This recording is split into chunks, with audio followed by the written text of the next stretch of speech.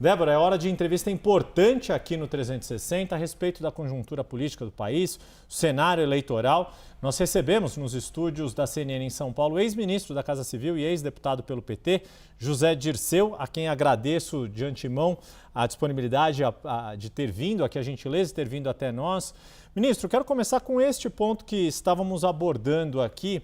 Normalmente, em ano eleitoral, um governo que disputa a reeleição tem uma tendência de melhora da sua aprovação. O governo Lula está começando no sentido oposto, com a desaprovação tendendo a crescer e a aprovação sem subir o suficiente, e com isso tem voltado a ter aquele saldo negativo quando a gente subtrai a aprovação da desaprovação. O saldo tem sido negativo para o governo nesses 3 primeiros meses do ano. O que o senhor vislumbra que o governo Lula tem condições de fazer, ou o que o senhor gostaria de ver o governo fazer para reverter a tendência desses números neste momento? Mais uma vez, boa tarde, bem-vindo.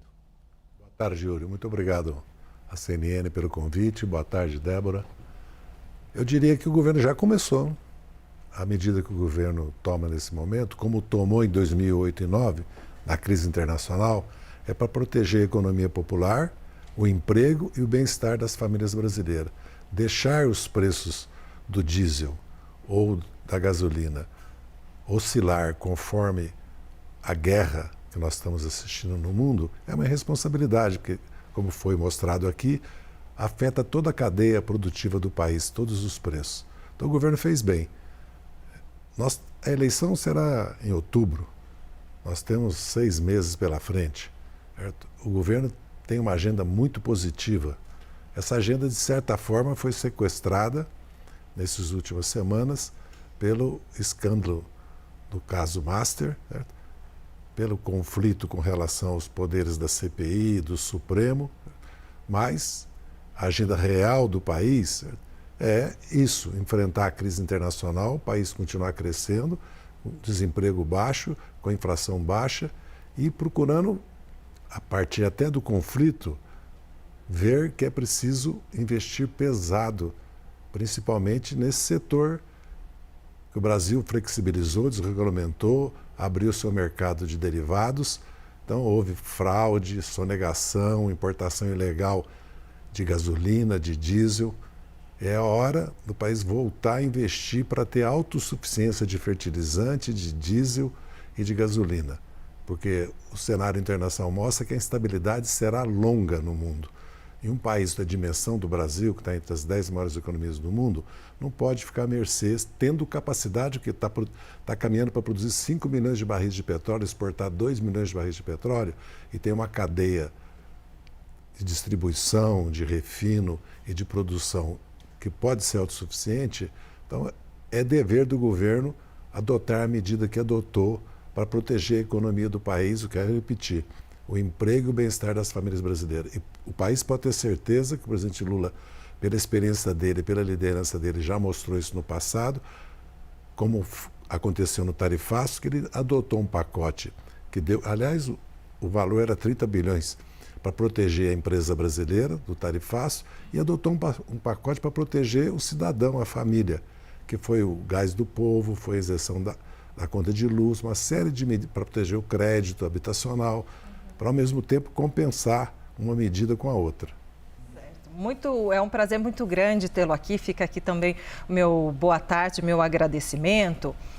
O senhor falou um pouco sobre o governo, né? Eu gostaria de falar um pouco agora sobre a oposição, olhando para a eleição, esse momento pré-eleitoral que a gente vive. Uma apuração da CNN nos revela que fontes ali da pré-campanha do presidente Lula admitem que houve ali um certo cochilo, entre aspas, e nessa estratégia de deixar o Flávio para lá, não ficar batendo no Flávio Bolsonaro, que deve ser o maior opositor do presidente Lula na eleição, porque até o fim da descompatibilização, só para garantir que Tarcísio não seria mesmo o candidato, que seria um candidato mais difícil de enfrentar. E aí, Flávio foi meio que correndo solto e jogando parado, porque está em silêncio. A minha pergunta é: como o senhor avalia essa estratégia? Parece que ela já vem mudando, pelo que a gente já viu nas redes. E o que o senhor acha que a campanha do presidente Lula deve fazer e a militância deve fazer para conter o avanço de Flávio Bolsonaro? Bem, em primeiro lugar, se nós olharmos as pesquisas do ano passado, julho, o presidente Jair Bolsonaro, o ex-presidente, tinha a votação que o Flávio Bolsonaro está tendo nesse momento. Nós sabemos que a eleição, já de 14 e a de 22, foram totalmente equilibradas. E a eleição de 18 não foi equilibrada, mas o Haddad foi para o segundo turno, apoiado pelo presidente Lula, e fez mais de 45% de voto. Então nós estamos num país que fez opção por dois caminhos, o caminho da direita ou da extrema-direita e o caminho progressista, da esquerda ou da centro-esquerda, em aliança com setores, inclusive, da direita democrática. Essa é a opção do país, não há mistério nisso. O governo tem que olhar para o futuro. Nós temos que apresentar para a cidadania brasileira, para o eleitorado brasileiro, uma proposta de governo para os próximos 4 ou 8 anos, para resolver os problemas do Brasil. A guerra está mostrando que o Brasil precisa superar a sua deficiência tecnológica, de infraestrutura, de produtividade, e tem que investir mais. E precisa fazer uma reforma tributária para isso. Há clamores, há um anseio na juventude do país, uma mudança na forma de trabalhar, por uma insatisfação do modo de vida. Mais tempo para o lazer, para a cultura, que é muito bom, porque a produtividade está aumentando, podemos diminuir a hora de trabalho. E há também um clamor no país para que o sistema tributário, que é muito injusto, haja justiça social. Mas sobre a oposição, que é a minha pergunta. A oposição está fazendo o papel dela. Ela quer disputar para vencer e está anunciando o que vai fazer. Às vezes se refere ao que Milei está fazendo na Argentina. É privatizar. Aliás, privatização deu no que deu agora, que nós estamos importando diesel, importando gasolina, dependendo de fertilizante do mercado internacional. A oposição vai propor desvincular o salário mínimo da Previdência para os aposentados ficarem desprotegidos, reduzir os investimentos com o fim do teto da saúde e da educação, privatizar a Previdência, porque não é isso que o Brasil precisa. O Brasil precisa investir mais e enfrentar a desigualdade, a injustiça do país e, de certa maneira, reindustrializar o país. O que o presidente Lula, inclusive, já vem fazendo com a Nova Indústria Brasil, com o PAC e com a transição energética. Nós vamos discutir o futuro do Brasil. Nós vamos discutir o passado. Vamos discutir o bolsonarismo. O eleitorado que quer votar no Flávio Bolsonaro ou no Bolsonaro, certo? Tem o direito de fazê-lo. Agora, ele está apontando um caminho para o país, nós apontamos outro caminho, que, aliás, nós realizamos esses 4 anos.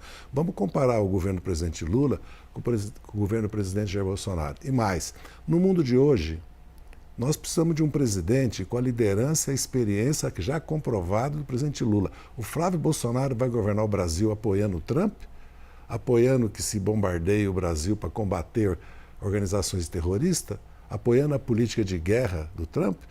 O Brasil é um país de paz, nós vivemos numa zona de paz na América do Sul, na América Latina. Nós queremos optar por uma política no mundo que nem a Europa, nem dentro dos Estados Unidos está tendo apoio, que é de resolver os conflitos institucionais pela guerra. É muito grave pensar em eleger o Flávio Bolsonaro com a opção de apoiar a política do Trump. Não é isso que o Brasil precisa. O Brasil precisa de paz para crescer, desenvolver e combater a desigualdade e a pobreza. Ministro, deixa eu trazer o Pedro Venceslau, analista de política aqui em São Paulo, para também participar da entrevista. Pedro. Ministro, boa tarde. Ministro, o PL e outros partidos de oposição definiram como estratégia focar nas eleições para Senado com uma pauta anti-STF. Eu queria saber a sua avaliação e até que ponto esse envolvimento, direto ou indireto, do Dias Toffoli e do Alexandre de Moraes com o Banco Master municia essa estratégia e como é que o senhor avalia que esse desgaste do STF pode acabar fortalecendo ou não a estratégia da oposição bolsonarista? Bem, essa é a estratégia da oposição bolsonarista. Se algum ministro do STF, certo, cometeu, for comprovado no devido processo legal, certo, um crime que pode levá-lo ao impeachment, isso é um dever de todo cidadão, de todo parlamentar que tem o poder para tanto, que é o Senado da República, de tomar as devidas medidas. Mas a pauta do país, a agenda para eleger senador, não pode ser o Supremo. Se alguém um de nós quer ser candidato ao Senado ou uma de nós em São Paulo, tem que ser partido dos problemas de São Paulo. Por exemplo, São Paulo devia ter 111 deputados, só tem 70, porque só no Brasil existe essa regra de um mínimo de 8 mais 70. São Paulo precisa alavancar a força tecnológica e inovação que tem em Campinas, em Sorocaba, em São José dos Campos, para sua indústria se desenvolver, reindustrializar o Brasil. Nós importamos 50 bilhões a mais de produtos químicos que exportamos e temos uma base industrial para desenvolvê-lo. O complexo de fármacos do Brasil, de São Paulo, pode se desenvolver. Tem que discutir os interesses de São Paulo, como defender no Senado São Paulo, não discutir a questão específica, pode ser importante, do Supremo, mas a oposição não elegerá a maioria no Senado. Essa ideia que a oposição vai eleger em São Paulo, por exemplo, os 2 senadores, não é real, nem no Rio, nem em todo o Nordeste, nem na maioria dos estados. Isso é propaganda. A realidade é outra. Da mesma maneira, governadores, a imensa maioria dos governadores da Bahia até o Amazonas, incluindo o Pará, o Amapá e o Amazonas, são governadores que tendem a apoiar o presidente Lula. São senadores que tendem a apoiar o futuro governo do presidente Lula. E aqui em São Paulo nós temos condições de eleger um senador. Aliás, o ministro Fernando Haddad, o vice-presidente Geraldo Alckmin e a ministra Simone Tebet estão em primeiro lugar nas pesquisas aqui. Tem muita propaganda que o PL vai eleger o mesmo número de deputados de 90. Vamos ver a disputa eleitoral, porque se ganha ou se perde a eleição na campanha. E a conjuntura internacional pesa. Achar que o nosso governo vai ficar parado, não vai ter uma agenda para os próximos meses, para resolver os problemas do país, não é uma agenda visando a eleição, não. É para resolver os problemas do país que o país tem enfrentado. É não considerar que nós vencemos as 5 últimas 6 eleições, só perdemos a de 18 pelas circunstâncias como elas foram realizadas, que excluíram o presidente Lula da eleição. Então, acho que é nos subestimar. Nós não subestimamos a oposição. Eu nunca subestimei, deixo isso sempre claro. Agora, essa eleição vai ser resolvida nos próximos meses, não está resolvida. Deixa eu convidar também o Matheus Teixeira para participar dessa nossa entrevista. Bem-vindo, Matheus. Sua pergunta. Boa tarde, ministro. Obrigado pela presença. Eu gostaria de saber a avaliação do senhor. A gente tem visto as pesquisas recentes mostrando um crescimento da oposição e uma queda na aprovação do governo. Muita gente do governo nos bastidores atribui isso à crise do Banco Master.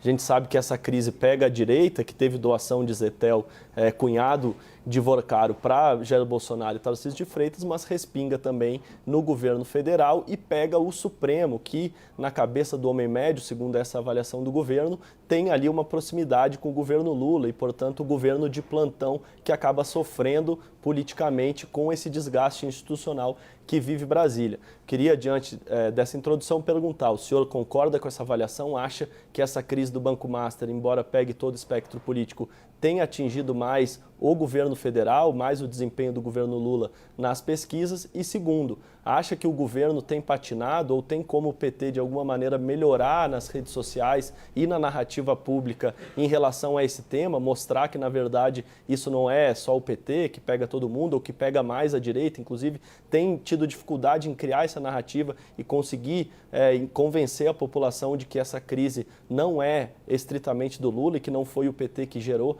essa crise? Não, essa crise não é do governo, nem é do PT. Aliás, quem está investigando, investigou, investigará e levará aos tribunais os responsáveis pela crise do Banco Master é a Polícia Federal. São os órgãos da Polícia Federal. Não é a CPMI que está fazendo isso. Certo? E o governo, o Banco Central, certo? Que é independente, adotou as medidas. Foi o Banco Central que decretou a liquidação. E foram as investigações da Polícia Federal que levaram a identificar quem dentro do Banco Central, certo, operou a favor do Banco Master. E mais, ficou claro que o sistema financeiro brasileiro, a CVM, o Banco Central, o sistema financeiro precisa de uma ampla reforma, porque a permissividade que nós assistimos durante esse tempo todo para bancos como o Master, que continua, porque nós podemos ver propaganda nos meios de comunicação, de novo, de CDI, mais 140%, mais 150%. Então, há uma questão de uma reforma do sistema financeiro também. Eu não vejo nenhuma relação entre o crescimento ou não daquela candidatura, com relação à candidatura do presidente Lula, por causa do Banco Master. Não se trata disso, porque se você olhar todos os personagens que até agora foram identificados com alguma relação a ser investigada ou sob suspeição com o Banco Master, não tem nada a ver com o PT, nem nada a ver com o governo. Essa semana mesmo agravou a situação do governador de Brasília, Ibanez. Agora mesmo o líder dele foi sujeito a uma operação. O ACM Neto, ex-prefeito, ex-deputado, apareceu. Por que isso tem a ver com o governo? O governo está tomando todas as medidas. O governo não é parte nessa questão. Eu não vejo relação sobre o crescimento das pesquisas. Quero repetir, nós nunca tivemos a ilusão que essa eleição seria uma eleição ganha ou o presidente Lula estaria reeleito. Não existe isso no Brasil. Eu já falei de 14, de 18, e é só olhar as pesquisas de um ano atrás, de 6 meses atrás, é uma eleição equilibrada, que vai se resolver durante a campanha eleitoral e na ação do governo.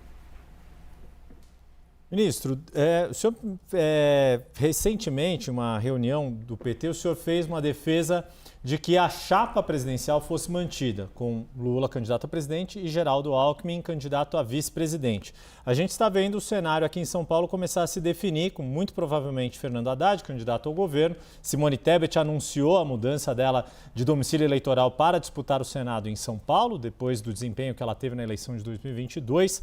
O senhor acha que esse cenário está desenhado, está resolvido? Vai ser, de fato, Geraldo Alckmin o candidato a vice? E aí pergunto, por que o PT tem tanta dificuldade para resolver o cenário no segundo maior colégio eleitoral do país, que é Minas Gerais? Qual é a perspectiva que o senhor vê para esse estado?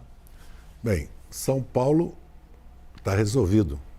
O Fernando Haddad deve ser o candidato a governador, assim como Tebet ao Senado, que eu acho uma coisa excelente.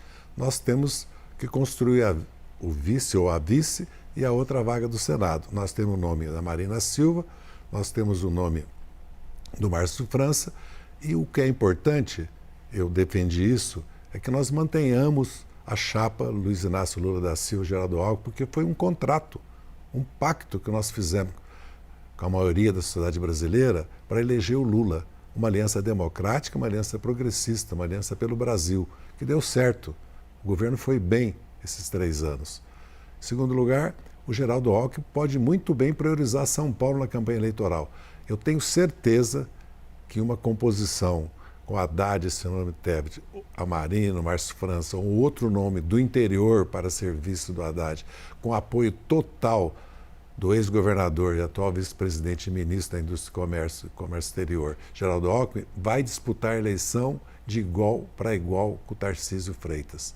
Tenho certeza absoluta. Sobre Minas, nós estamos construindo a chapa com o Rodrigo Pacheco, com a nossa prefeita, que está muito bem nas pesquisas, Marília Campos, de Contagem, e com o ex-prefeito, o Calil. Eu acredito que há outras opções, mas eu acredito que é uma chapa consistente, como no Rio.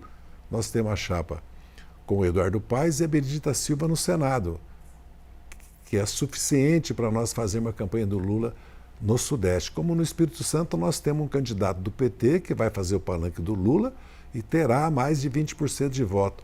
Porque a eleição se decide aqui no Sudeste. Porque foi aqui que o Bolsonaro perdeu 7 milhões de votos, de 18 para 22. E foi em São Paulo que ele perdeu 4. E nós temos consciência disso. O Centro-Oeste e o Norte podemos empatar ou perder por pouco no Centro-Oeste. Nós vamos crescer no Sul, porque a direita está em guerra aberta no Paraná, entre ela, em guerra aberta em Santa Catarina. Nós temos uma chapa poderosa e forte no Rio Grande do Sul, e tem 2 candidatos, um candidato da direita, outro da extrema-direita. Eu sou muito otimista com relação à montagem das chapas. Nós temos capacidade e experiência para isso e temos apoio e base eleitoral para disputar essa eleição de igual para igual, no mínimo. Não é uma eleição que está resolvida. Conversamos com o ex-ministro da Casa Civil e ex-deputado pelo PT, José Dirceu. Olha, quero te agradecer, dizer que passou muito rápido, então já fica aqui o convite para o senhor voltar em outra oportunidade. Muito Sempre obrigada. às ordens. Eu que agradeço de coração. Muito obrigado mais uma vez ao ex-ministro e ex-deputado José Dirceu.